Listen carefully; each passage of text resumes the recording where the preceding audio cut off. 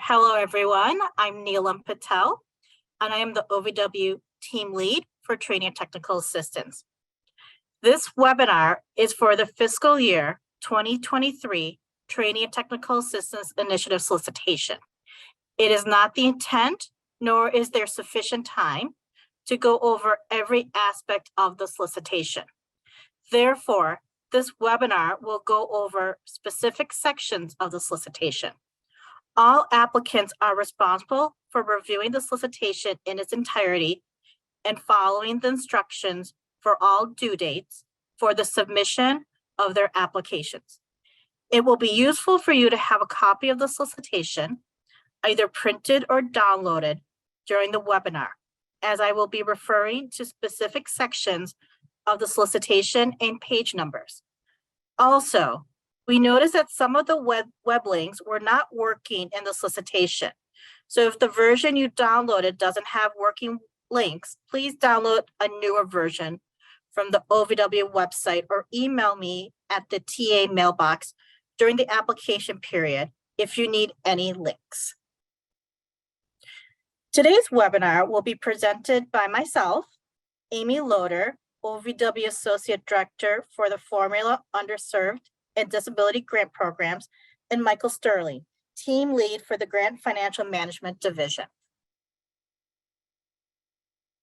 Please note that during the course of the application process, OVW staff cannot provide any feedback pertaining to the quality of your application or provide feedback on proposed project deliverables. OVW staff is available throughout the open period to address questions about the solicitation's application requirements. Please feel free to send all questions to the OVW Technical Assistance mailbox address, and we'll add that to the chat box. The first item I will go over are the due dates. Application submissions in response to this solicitation will be done through a two-step process. Applicants will submit the SF424 and the SFLLL in grants.gov and submit a full application in the Justice Grants System, referred to as Just Grants. Applicants must submit the SF424 and the SFLLL in grants.gov no later than 11:59 p.m. Eastern Time on Tuesday, July 11th, 2023. Submit these documents as early as possible, but not later than 24 to 48 hours before the grants.gov deadline. You do not need to wait until July 11th. If you can get this done much sooner, go ahead and finish the grants.gov portion. The full application package is due in Just Grants by 9 p.m. Eastern Time on Thursday, July 13th, 2023. Applicants cannot submit their full applications in Just Grants until the grants.gov submission is complete. So please do not wait until the last few days. Likewise, please do not wait until the last day or two to submit your application in Just Grants. Also, please note that you will not be able to add any documents to your application after you press submit in Just Grants. So if you discover you forgot to upload a required document, you will need to complete the grants.gov submission again and resubmit your full application again in Just Grants. However, you will only be able to submit your full application again in Just Grants if the grants.gov deadline has not passed. So please make sure you do not press the submission button in Just Grants until you are positive all the correct and required documents are uploaded. And if you are an organization that anticipates submitting multiple applications for different purpose areas, it is your organization's responsibility that you attach the correct documents to the correct application in grants.gov and Just Grants for each application. OVW will not and cannot move attached items from one application to another. There are additional dates that are important to note for the submission of your applications. To submit an application, all applicants should register online with the System for Award Management, also SAM, and register with grants.gov by June 22, 2023 to give you enough time to address any issues with either registration. Lack of registration or not renewing your registration on SAM or grants.gov was a reason that some past applicants were unable to submit their applications before the deadline. Failure to register in a timely manner or verify that your organization's registrations are active well before submission of the application are not situations of experiencing unforeseeable technical issues to request a late submission. Next, I will move on to the letter of intent. Information on the letter of intent is located on page 26 of the solicitation. Although not required, it is encouraged that applicants submit the letter of intent to the OVW Technical Assistance mailbox by June 22nd, 2023. This will ensure that applicants are well positioned to successfully submit their applications by the deadline. Letters should state that the organization is registered and current with SAM and grants.gov registration. In addition to the information requested in the letter of intent template linked in the solicitation, please note that applicants applying to the TA solicitation should also list the purpose areas their organization anticipates submitting applications. Include the number of the specific purpose area and the purpose area title. Including the purpose area number and title in your letter of intent will assist OVW in estimating how many applications to expect in response to the TA solicitation. The letter of intent will not obligate potential applicants to submit an application. Applicants that do not submit a letter of intent are still eligible to apply.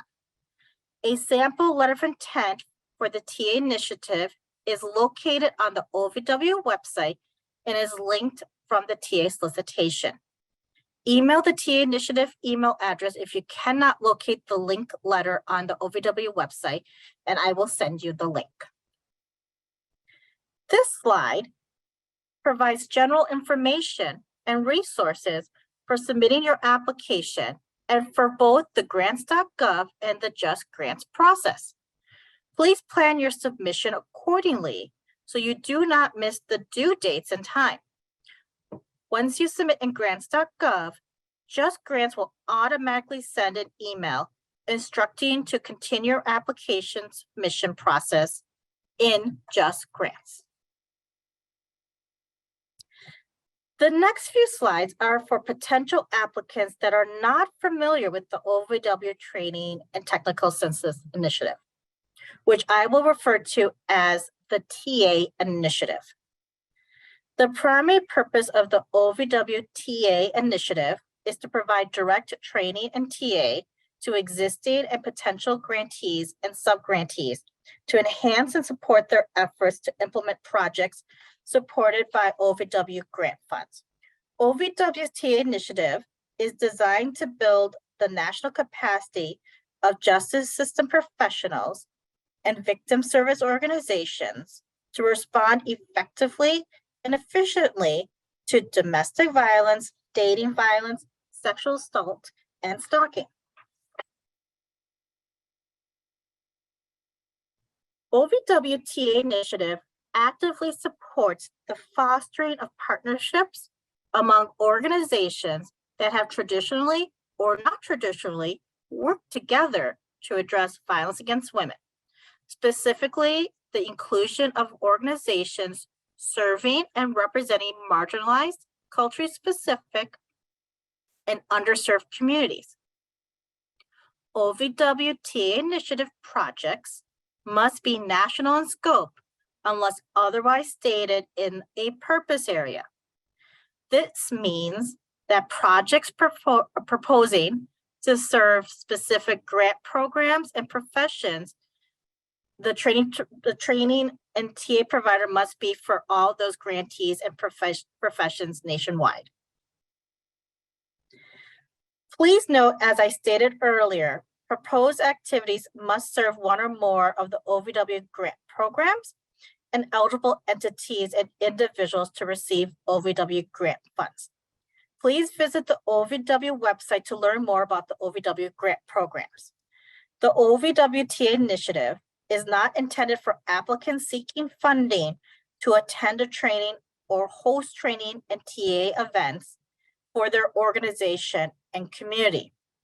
For example, if you are looking specifically for funding to bring a training or TA provider to your organization, or for your organization to hire staff to train your organization and partners, this is not allowable under this solicitation.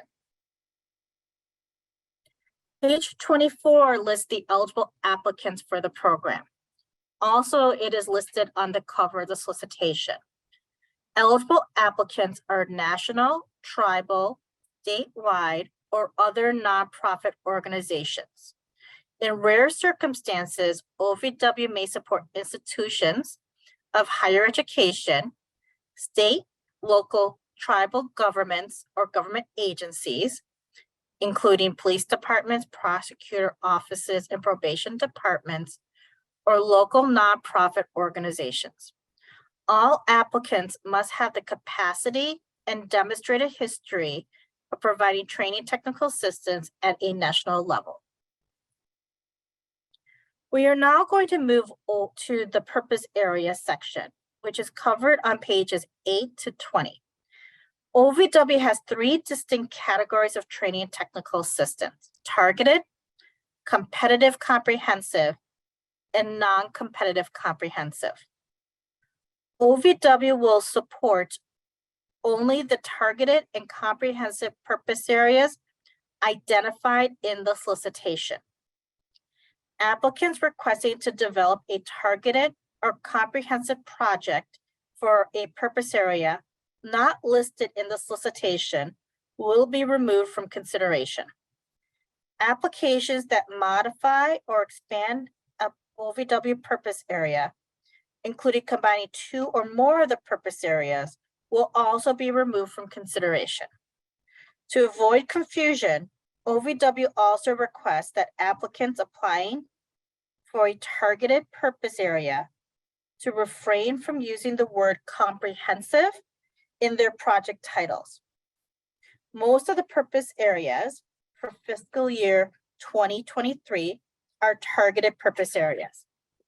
And as explained in the solicitation, targeted purpose areas are intended to provide in-depth TA and training on a narrow topic within one or more of the crime areas.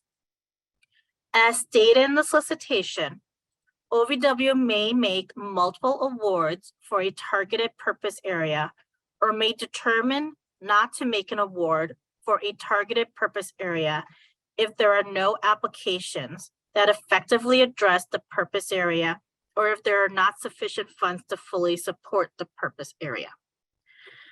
Comprehensive purpose areas are projects that promote the consistent delivery of technical assistance and training for certain grant programs, professions, and core critical areas.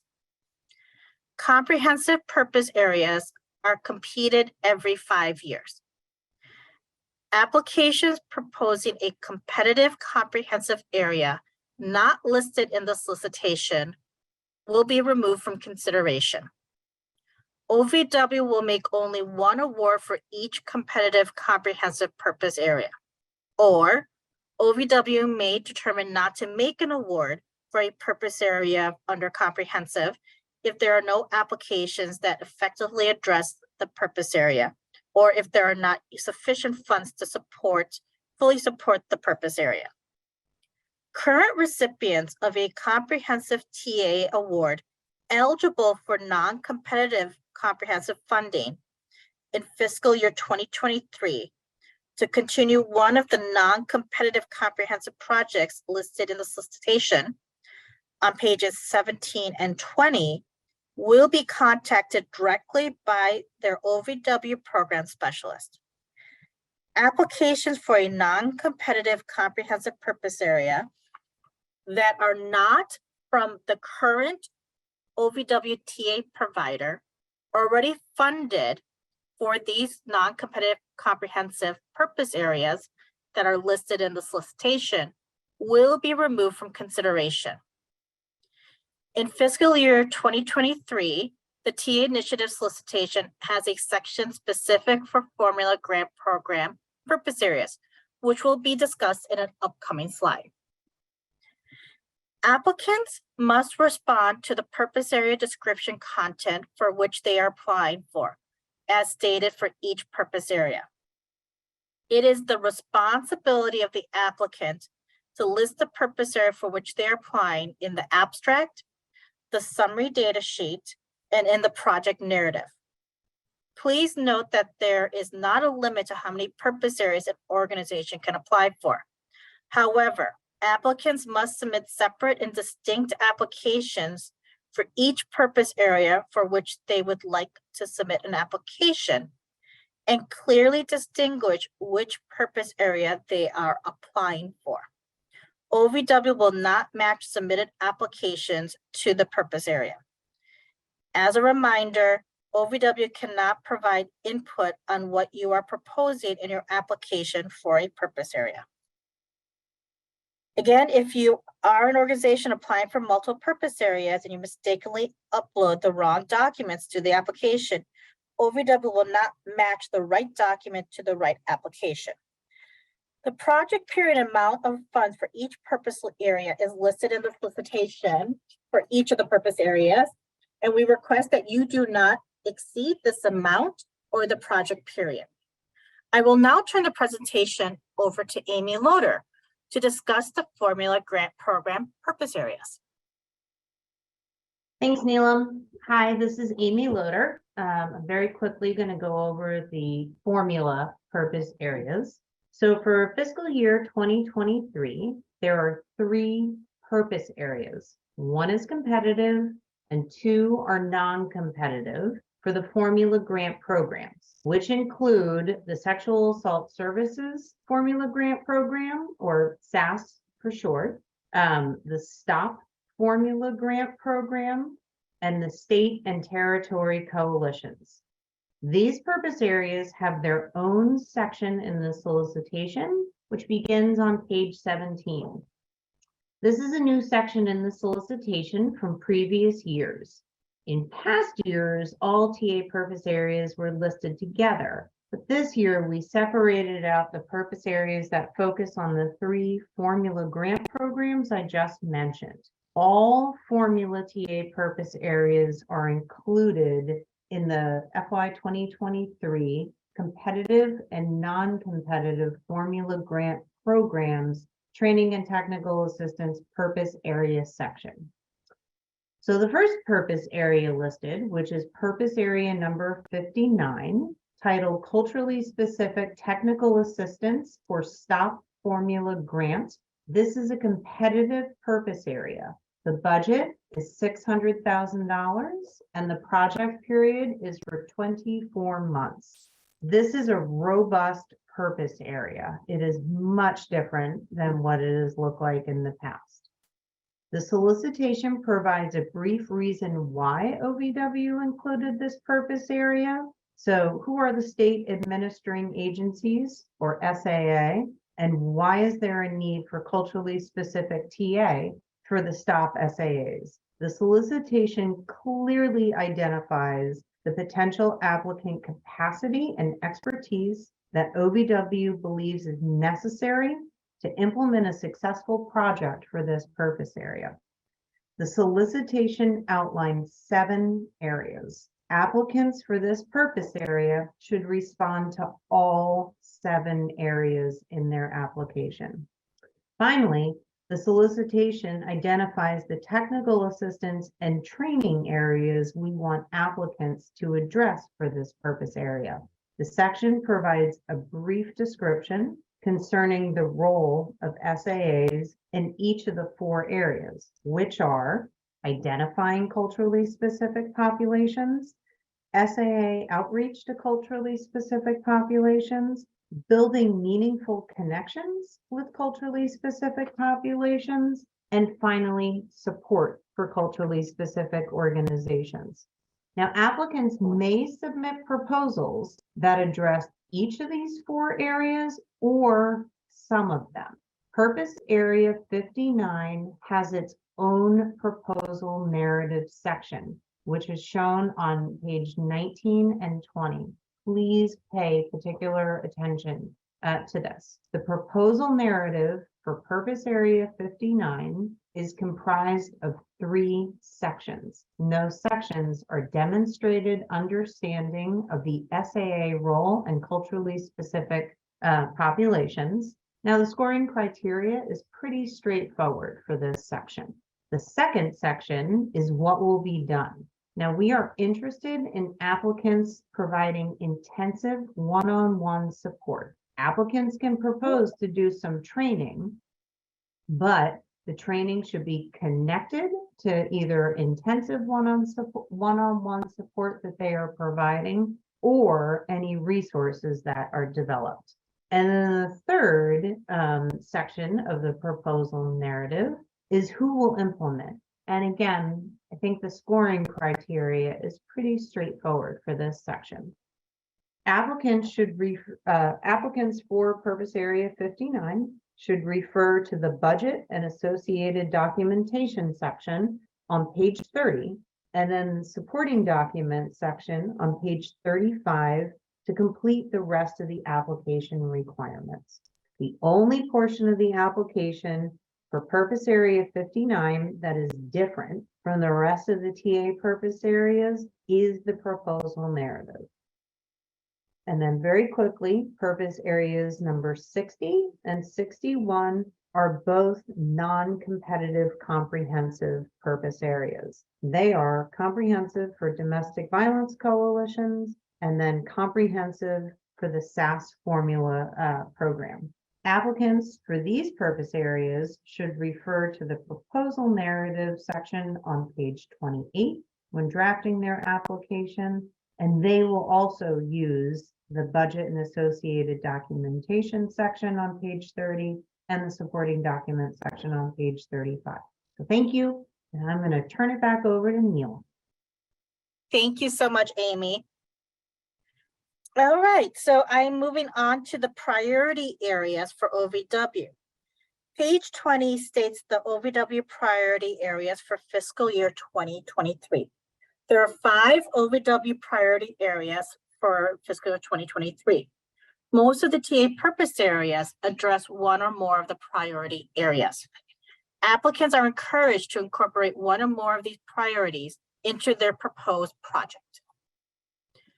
Out-of-scope activities are listed on page 21.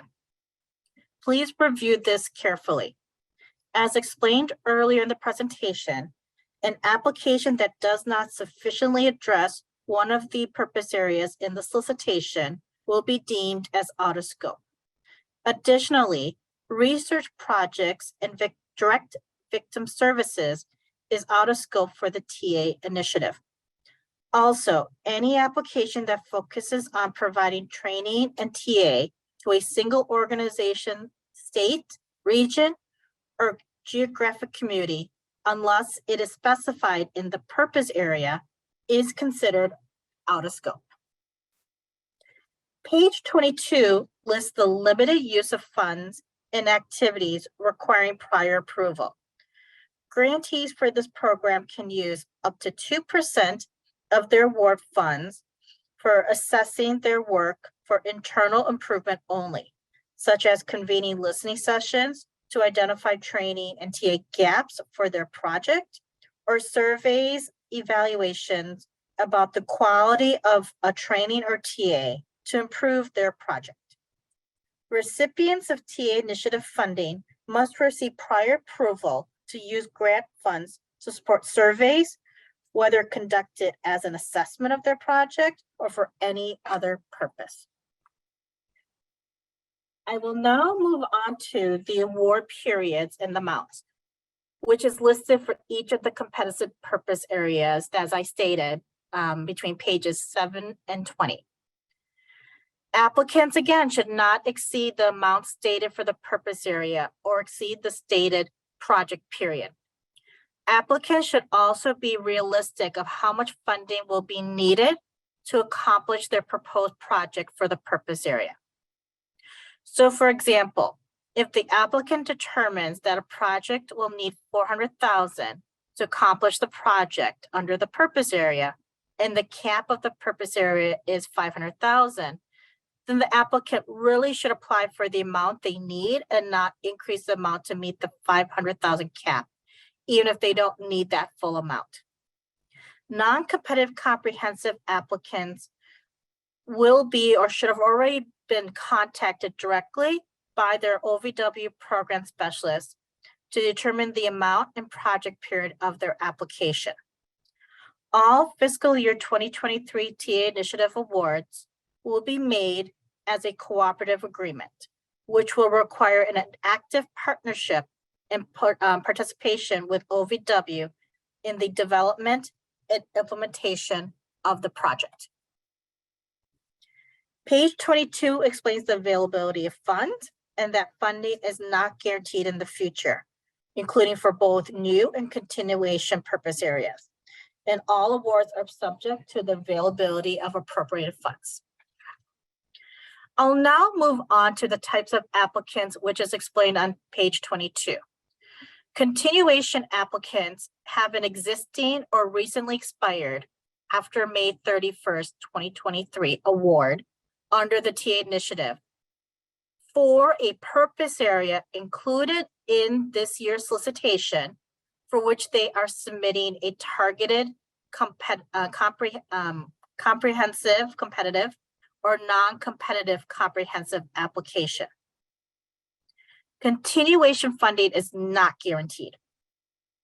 New applicants are either 1, applicants that never received funding under the TA initiative, 2, current and former recipients of a TA initiative award that propose to address a purpose area included in the solicitation for which they have not previously received funding, or 3, a former award recipient for the purpose area whose previous funding for that purpose area expired on or before May 31st, 2022.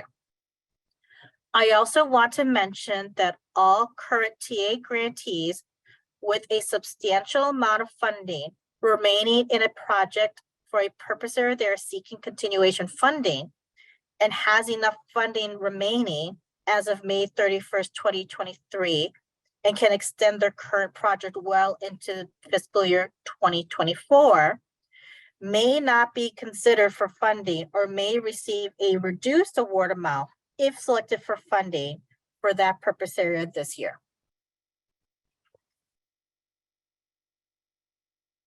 Page 24 lists mandatory program requirements for the TA initiative. The first one is to make sure your application's budget includes the amount required for attending OVW sponsored trainings. This is a minimum of $7,500 for projects for 24 to 36 months and $2,500 for 12-month projects.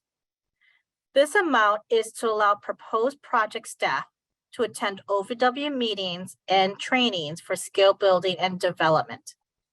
See the budget section for more information on the scoring criteria for this requirement. Second, all applicants must include a planning period for their proposed project. Please see the scoring criteria in the What Will Be Done section on addressing the project period and timeline.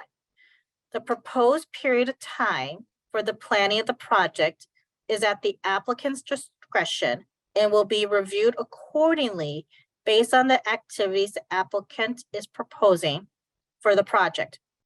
Third, funded projects may be asked to participate in an OVW-sponsored assessment or program evaluation if applicable. As a reminder and stated earlier, applicants are limited to one application per purpose area. If an applicant submits multiple applications for the same purpose area, OVW will review the most recent system validated version submitted before the deadline. Applicants submitting applications for multiple purpose areas must apply separately for each purpose area and have a different and distinct project title for each application. Moving on to the application requirements that starts on page 26. A complete application includes the project narrative, budget detail worksheet and narrative, the memorandum of understanding, MOU for short, and one letter of support. Applications that do not include all 4 documents will be deemed as incomplete and not considered for funding. Also, please follow the formatting and technical requirements as stated in the solicitation. Points may be deducted for applications that do not adhere to the formatting requirements. The formatting and technical requirements are listed on page 26. We've talked about this earlier about the SF424, but for application for federal assistance, which is the SF424, please review the page 27 on how to complete this form. Please note that this form is generated when you begin the application process in grants.gov and must be submitted in grants.gov. The amount requested in the SF424 must match the budget submitted in Just Grants. Please note that match funds are not required for this solicitation. Additionally, on page 27 is the information on submitting the disclosure of lobbying activities, the SFLLL, in grants.gov. Also on page 27 is information on the standard applicant information, the Just Grants 424, and general agency information. Applicants must complete this web-based form in Just Grants, which pre-populated with the SF424 data submitted in grants.gov. Applicants are required to submit a brief abstract of the project in the Just Grants text box.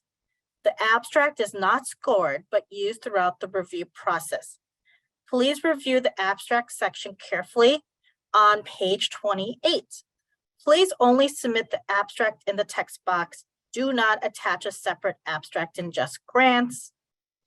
Applicants are highly encouraged to follow the template in the solicitation on how to write the abstract in the text box in Just Grants. Please do not summarize past accomplishments in the abstract. Please make sure to include your purpose area for which you are applying to in the abstract. So now to the project narrative section of the solicitation. The project narrative is worth 65 points and consists of 3 sections. The purpose of the proposal, which is worth 20 points, what will be done, worth 30 points, and who will implement, worth 15 points. Please note that applicants applying for a target purpose area are limited to 20 pages double-spaced for the project narrative, and competitive comprehensives are limited to 25 pages double-spaced. For each section of the project narrative, applicants must respond to the criteria for each section in response to the purpose area they are applying for, and responses must be in that section. Projects must be responsive to the purpose area description and the specific target audiences and/or grant programs identified in the purpose area. Please do not include attachments that are not required for your application, and do not include photos or images in your project narrative. Also, please follow the font and spacing requirements if you are using a chart within your project narrative. as stated in the formatting and technical requirements section. Charts may be single-spaced, but you must follow the font and spacing requirements.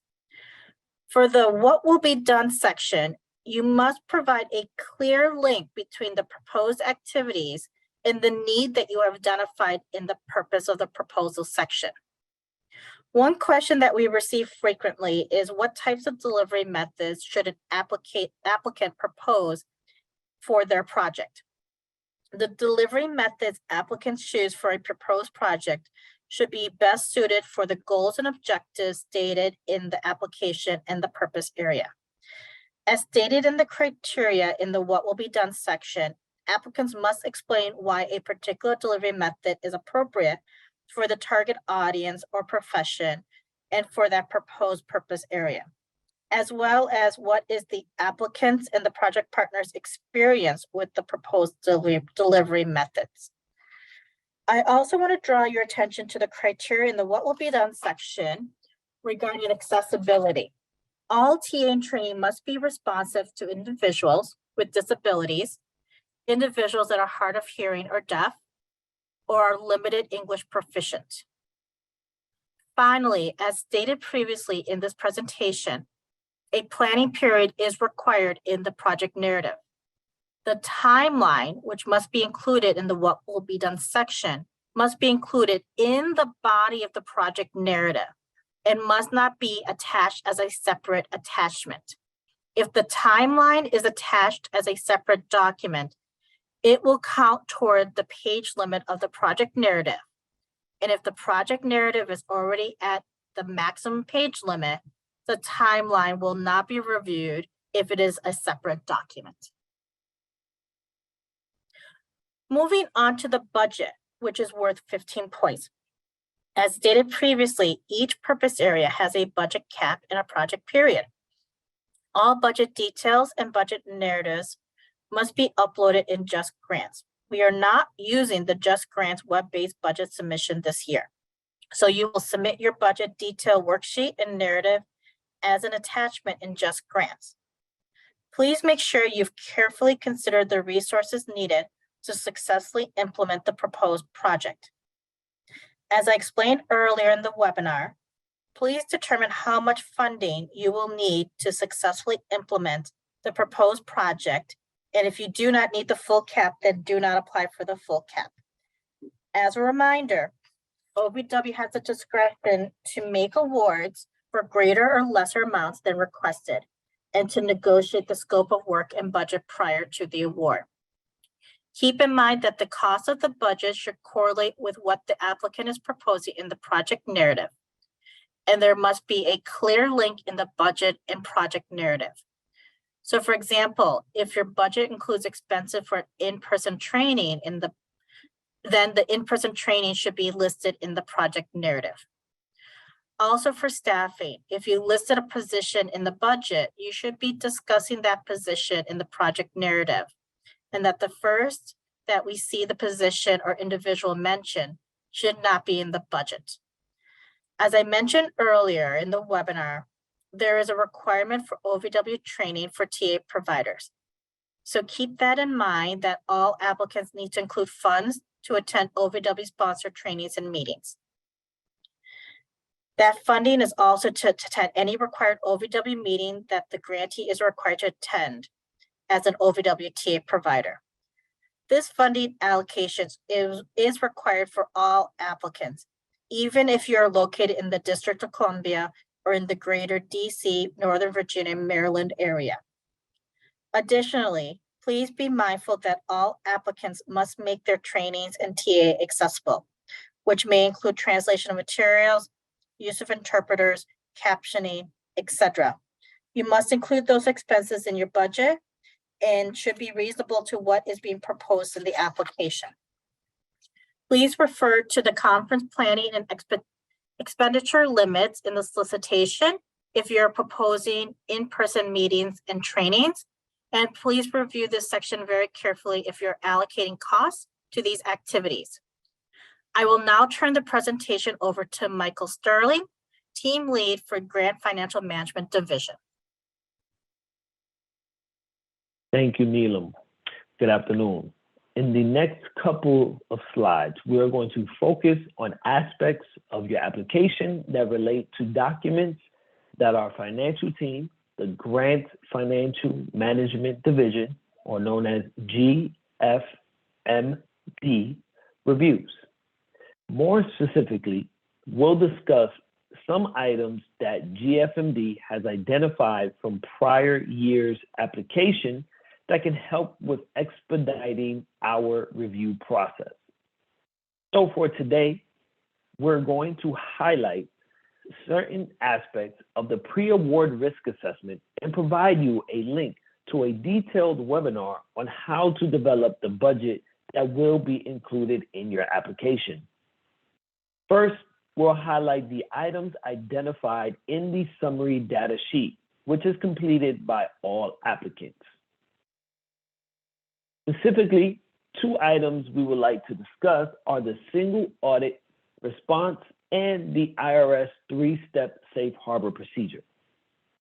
OVW requested that all applicants provide a statement as to whether they have expended $750,000 or more in federal funds during their last fiscal year.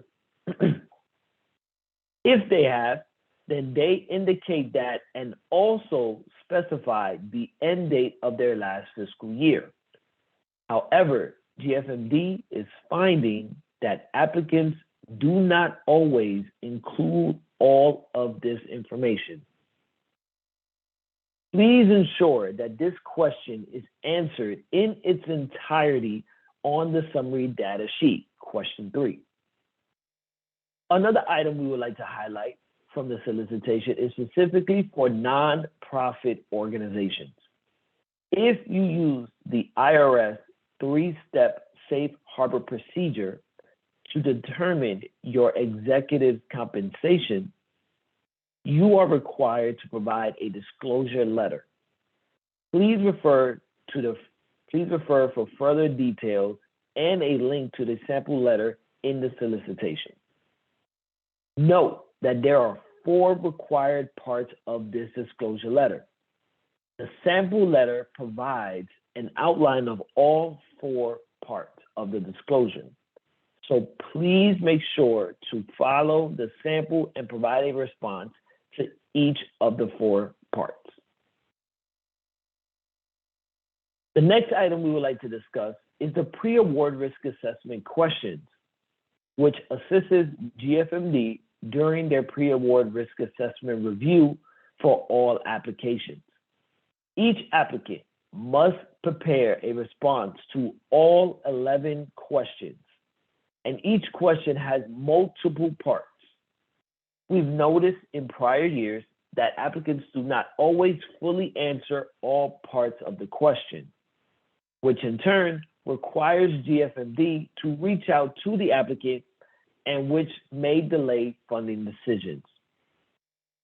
Some of the common issues we've encountered have been, for example, question 2, where the applicant indicates that they do indeed have internal policies, but they do not provide a brief list of topics covered in the policies and procedures. Or on question 3, some applicants fail to provide a brief summary of the organization's process for tracking expenditures, and more specifically, whether or not it tracks budgeted versus actual expenditures. These are just a few examples, but in general, please make sure that you read each piece of each question and provide a full and comprehensive response. Next slide, please. In this next slide, we quickly highlight some resources that are available as you are creating your budget to be submitted with your application. Over the last several years, GFMD has developed a detailed webinar presentation on how to develop a budget to be submitted with OVW applications.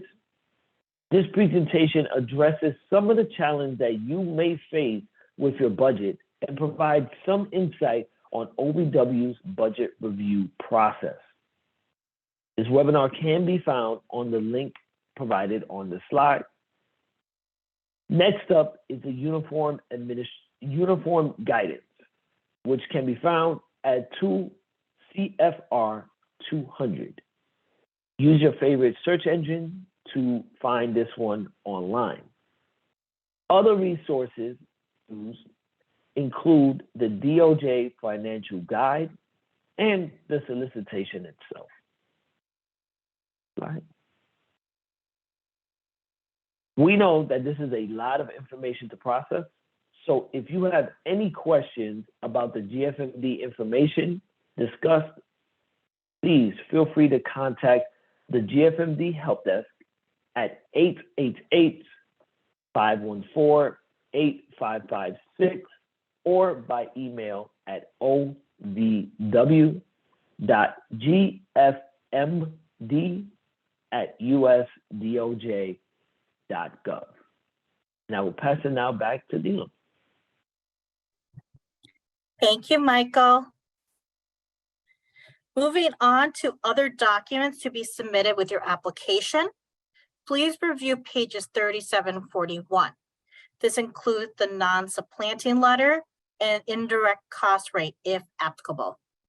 Also, applicants must disclose all current and recent OVW awards as stated on page 38, which includes any current grant or cooperative agreement under any OVW grant program, or an award that has been closed within the last 12 months from the date of this solicitation closes.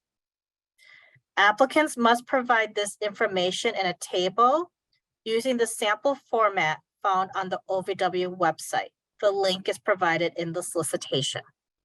Applicants must also provide the same information regarding any current OVW awards, as well as any pending applications on which the applicant is a subrecipient. Additionally, applicants must also disclose all other federal grant programs for which the applicant is currently receiving funding or for which they are going to be applying for funding in 2023 to do similar work. Applicants must provide this information in the table using the same format found on the OVW website. Again, the link is provided in the solicitation. Both tables, if applicable, should be uploaded as attachments in Just Grants. Moving on to the MOU, which is the Memorandum of Understanding, explained on pages 35 to 37 in the solicitation. The MOU is worth 15 points and is not part of the page limit for the project narrative. It is its own standalone document. Please read this section very carefully and begin working on this section as soon as possible. OVW requires that all potential technical system providers to enter into a collaborative relationship with organizations and or key consultants who will bring the necessary substantive expertise to the project. The MOU should connect to the project narrative activities and the budget. Applicants should start to develop their MOU, as I said before, as soon as possible because of the signatures involved. OVW requires all applicants to enter into an MOU with key project partners, which may include any organization and or individual that will have a significant role in the development and or implementation of the proposed project, regardless of receiving financial compensation for their partnership. Any partner that receives funding is considered a key partner. Letters of support or letters of commitment from a partner or potential partner in lieu of signing an MOU will not be considered in place of an MOU. MOU should be signed and dated during the course of the development of the application, and it should be signed by the authorized representative for each proposed project partner agency or the individual contractor or consultant. A question we received in the past is, does an organization need to get the signature of an outside accountant that they will be paying for under the consultants category that works on their organization books? The answer is no. The accountant is not an MOU partner. Also, applicants must only submit one MOU with all the partners' signatures. Please do not submit multiple MOUs for each partner. All partners must sign this one MOU. However, applicants may submit multiple signature pages. For example, if you have 8 partners, it might be very difficult to get all 8 signatures on one page. So you may want to have one signature per page, but make sure that all the names are listed so everyone knows who is signing the MOU.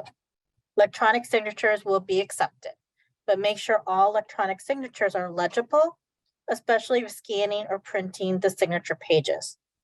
There is no page limit for the MOU, but we do recommend that you do not go excessive with the MOU pages and do not include information not requested in the solicitation. For example, in the past, we have seen MOUs with excessive lengths of 15 to 30 pages, which did not even include the signature pages. And the applicant still didn't respond to the criteria in the solicitation for the MOUs. So please remember, respond to the criteria requested. Letter of support is worth 5 points. Only one letter of support is required. And if you submit multiple letters, only one of the letters will be reviewed and scored.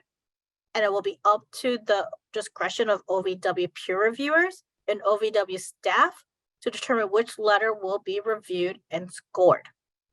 The letter of support must be from a previous recipient of the applicant's training and/or technical assistance. For an applicant that has never had an OVW TA award before, those applicants should include a letter of support from a recipient of their TA and training from the past. Could be someone who's local or regional, or it could be another national organization for which they provided TTA, training and technical assistance. Please make sure to provide the scoring criteria as stated in the solicitation for the letter support section to whomever you're going to have to write your letter support. That individual or organization providing the letter support must write the letter, not the applicant. Please note that applicants will not receive additional points for additional letters.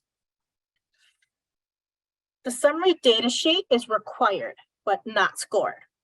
You are allowed 1 to 4 pages, double spaced, and it does not count toward the page limit of the project narrative. Please answer all the questions in the summary data sheet. And do not forget to indicate the purpose area, the project title, and your project partner for the proposed project in the summary data sheet. I will now move on to late submission request, which is explained on page 45. As I stated before, you want to make sure you register well in advance and also upload your application as soon as possible and not so close to the due date in due time, because you want to anticipate any technology issues with uploading your application. There are limited circumstances for requesting a late submission. Please read this section to fully understand the circumstances and the steps for requesting a late submission. Any applicant requesting a late submission must follow the instructions listed in the solicitation, which includes requests due to severe weather or natural disaster or technical difficulties beyond the applicant's reasonable control. Missing the grants.gov deadline is not a technical issue for late submission. Again, please note failure to begin the registration and the application submission in sufficient time or having the correct version of Adobe Acrobat is not an acceptable reason for a late submission. We have seen this many times where applicants in past were not able to submit their applications by the due date because they did not have the correct version of Adobe on their computer they were going to use to upload their application. The next 2 slides are reminders of how to address technical issues. You must have documentation of any issues with grants.gov, your SAM registration, and Just Grants. You must contact OVW Technical Assistance Program accordingly per the instructions in the solicitation. And this is the slide for Just Grants, very similar to what you need to do. Everything is written in the solicitation. As a reminder, to make sure you complete the steps required in grants.gov and that your application is successfully submitted in Just Grants, it is recommended that applicants begin the submission process at least 48 hours prior to the deadline, not later than 24 hours from the due date for both steps. Again, as I explained earlier, you don't know what technical issues might occur with uploading your application. And it also gives you enough time to address any errors in uploading your application. Also, as I explained previously, if your organization is submitting applications for multiple purpose areas, please make sure the correct attachments are uploaded with each application. Make sure you are uploading the correct documents to the correct application by labeling them correctly for each application and for each document you are uploading. In the past, we have seen applicants submit multiple applications for different purpose areas and that they've uploaded the wrong attachments to each application. For example, they've uploaded the wrong MOU to the wrong application. OVW will not and cannot move incorrect documents to the correct application. So again, this is a reason why to make sure you upload well in advance and that you label your documents properly so you can catch those errors prior to the close of the solicitation. Also, as a reminder, do not combine applications when uploading in Just Grants. As a reminder, organizations can submit applications to multiple purpose areas, but they must submit them applications for each purpose area separately and only one application per purpose area. I said this earlier too, please do not submit test applications to see if grants.gov and Just Grants actually works. It does. All applications submitted, even if incomplete, are considered an application submission and will be reviewed accordingly. Finally, please avoid submitting an application multiple times. The most recently submitted application for the purpose area you're applying for will be the one that is reviewed. When submitting your application in Just Grants, you will be entering either be entering specific components directly into Just Grants, like the abstract, or it will be required to upload the attachments to Just Grants. So again, allow enough time to upload documents in Just Grants. When submitting your application in Just Grants, applicants may save their progress in the system and revise the application as needed prior to hitting the submit button at the end of the application process in Just Grants. Do not hit the submit button until you are done with your application and ready to submit the full application. So you're done double checking, making sure everything is attached accordingly. The application submitter, entity administrator, and authorized representatives will receive an email from Just Grants confirming submission of the application. Please make sure that these individuals whose emails are connected to the application are continuously checking their email for the confirmation of submission. OVW will not provide confirmation that applications were received. We have had in the past that applicants' executive directors assign this responsibility of uploading the application to an assistant who is not checking their emails after they submit, and then realize after the deadline has passed that the application did not go through or they forgot to attach a required part of the application. Likewise, we have seen executive directors or directors of development upload the application. Then they go on travel and they're not checking their email and realize late that their application did not go through. So the responsibility is on everyone whose email is attached to the application. I also want to state that OVW can see in Just Grants when an applicant started to upload their application, and if they are still uploading their application documents once the deadline is passed. We have had applicants state that there were technical issues in uploading, but we could see that there were not technical issues, but the applicant started the process less than 24 hours or even an hour before the deadline. Couple of final reminders, please read the solicitation thoroughly. This webinar was an overview of the solicitation, and we recommend that you clearly and carefully read the solicitation. Please also respond to the purpose area description for which you are applying for and address the scoring criteria for each section based on that purpose area. Do not combine purpose areas and do not create your own purpose area. Double check all your attachments before uploading and label them accordingly. Do not submit multiple versions of the same application. And please start your uploading at least 48 hours from the due date and time. Another reminder, there are multiple due dates that you must keep in mind during the course of the application development and submission.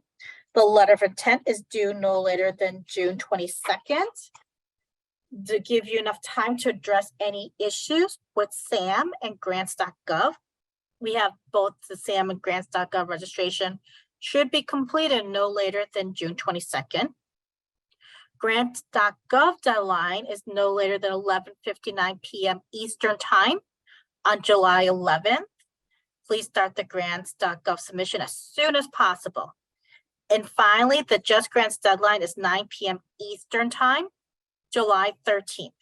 Applicants can begin the submission of their application in Just Grants once their submission in grants.gov is completed. So it's very, very important to complete the grants.gov submission as soon as possible to give your organization enough time to submit in Just Grants. Finally, please contact OVW Just Grants Help Desk, the grants.gov, the OVW Grant Financial Management Division, and the OVW Training Technical Assistance Initiative if you have specific questions or issues pertaining to the solicitation and submission of your application. All the information is on the slides and it's also throughout the solicitation. And now this concludes the PowerPoint presentation of the webinar. We'll now answer any questions in the chat box. So I see there is a question from Kelly. Will TA continue to provide interpretation and captioning services for webinars hosted by TA providers? Yes, TA is still an option. However, as an applicant, you should still also be including the cost for interpretation and captioning in your budget, regardless if you're using another entity to do your webinars. It is a requirement, so every applicant should include that in their budget. Are there other questions? Don't see any more questions. I just see the one from Kelly. Were there any other questions during the process? Oh, there's none. Well, there we go. For the purpose areas that work with demonstration sites, the example, if it doesn't state anything in there, so we can't really talk too much about the purpose areas, how they're written, but if it doesn't say anything in there, assume if it says that you're going to be selecting, it says it. If it doesn't say it, it's OVW. It should be very clear in there whether or not the applicants need to find the sites or not. And I believe it does not say that. Yes, there will be a copy of the PowerPoint. We'll upload that to the OVW website, Jose Juan. One of the program managers has not provided us with time. Reach out to me directly, Lisa, for your non-competitive comprehensive. I think you're at NIDV. Just send me an email to the TA mailbox after we're done presenting and I will reach out to you.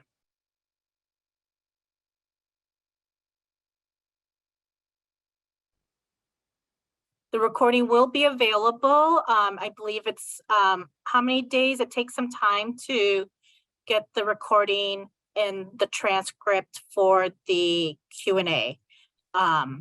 So the recording will be available. We'll also upload our script that we just read off as well to the website. Neelam, the recording will be available in approximately 14 days. Perfect. Thank you. Oops, there's a big one here. Let's see. Let me read from the top. Question, let me read this one. Question with respect to the MOU. We have associates which are technically considered employees, but they are subject matter experts. If we are proposing certain associates to teach curriculum, we would be paying them individually through the word. Are they employees? Or are they contractors or consultants? Could we unmute Vicky? Yes, one moment. And while you're doing that, Donna, non-competitive comprehensives do not need to submit a letter of support. And if, and hi, if you haven't been contacted yet from your program specialist, please also, similar with the other one, is just send me an email after this and I will reach out to you with what's required for a non-competitive comprehensive. All right, is Vicky unmuted? I am. How are you? Good, how are you? Good. Thank you for doing this. So several years ago, they all were consultants, and we would, hire them. They could have their own business and write off their expenses. And then something to do with the IRS, we brought them in, and there's another one of my coworkers is online too. She might be able to shed some additional light on this, but we turned them into associates. So they're still technically employees, but they don't come to the office like we do 5 days a week. And they're at will, if you want to put it in that kind of term, but we do pay them a daily rate. Everything's within DOJ guidelines. We don't exceed thresholds, but they don't get a weekly paycheck, I guess, but they are technically considered employees. Yeah, I guess I would say that you would use your discretion because it's a different type of a format. It sounds what you're telling me is that they are employees. So you would list them as employees from what you're saying in the budget. And you would list them in what will be done as employees. So then as far as the required MOU, because they are, we've got our registration system, we've got all the mechanics kind of in the background, but they are the subject matter experts that would be in the field teaching. If they're not employees, if they're employees, yeah, I feel like this is complicated. I think I would probably say use your discretion with this one. If they're employees, we don't have employees sign the MOU. Like, it's not required for an employee to have be an MOU. The MOU in the solicitation clearly states it's a partner or consultant. But how you define them is really what you're trying to figure out. And I don't feel like I can answer that completely. Right. If you think of them as an employee or if you think of them as a consultant. Okay. Yeah. Can I chime in a little bit on this Yes. one? Oh, Michael's here. Michael can answer this. Oh, well, this one is a bit more of if the organization is considering them, and I guess the difference here is an employee is considered when they're direct staff. They have been hired, they are being paid as employees, then they will be considered personnel. So like in the budget, they'll be placed as personnel. As Neelam says, if the MOU is for partners, which will be individuals or entity outside of your organization, then they wouldn't be considered an MOU partner because the MOU partnerships, and again, Neelam, correct me if I'm wrong, the partnership is with an outside entity, not within the organization. Yeah. So yeah, if you're considering them an employee, and you're saying that they are direct staff. Now, granted, how your policies are set is how your policies are set, but if they are considered direct staff, that means they're getting paid directly from the organization. They are considered staff of the organization, whether they're part-time, ad hoc, or what have you. If they're personnel, they wouldn't be considered partners. Now, when it Yeah. comes to the difference between outside entities, is if they're considered a subrecipient. So if you're working with another entity and you're considering them a subrecipient or a contractor, like that's where sometimes there's some distinguishment, but subrecipients or contractors could be considered your MOU partner. That determination is more on regards to your responsibilities working with an outside entity. Okay, thank you. Welcome. Thanks, Vicky. Thanks, Michael. We have a question from Christina. Is there any criteria for an organization to be approved as an MOU partner? The partnerships is really at the discretion of the applicant, based on who individual as a consultant or organization that they would like to partner with to really develop and implement their proposed project. An MOU partner does not have to have already been receiving OVW funding. So you can have MOU partners that are organizations that have never received OVW funding or consultants that have never. It really is your discretion as to making sure you have the right partnerships to develop and implement your project.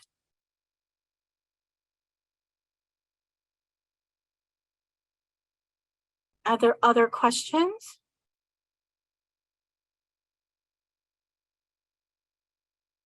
You're welcome.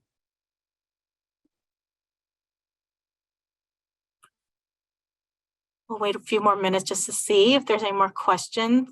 You can always email the OVW Technical Assistance mailbox, and I will check those and see what I can answer for the ones I could in their budget, maybe to Michael to help out, or if you have questions for Amy, I'll send them to her.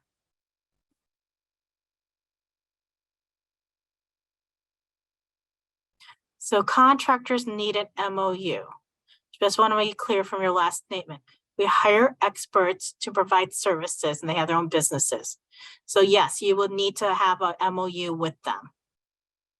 If you're hiring subject matter experts or that will be consultants on this project, you will need an MOU. Any more questions coming? I think that might be it. If there are any more questions, again, feel free to send me an email to the TA mailbox and I will answer them when I get them.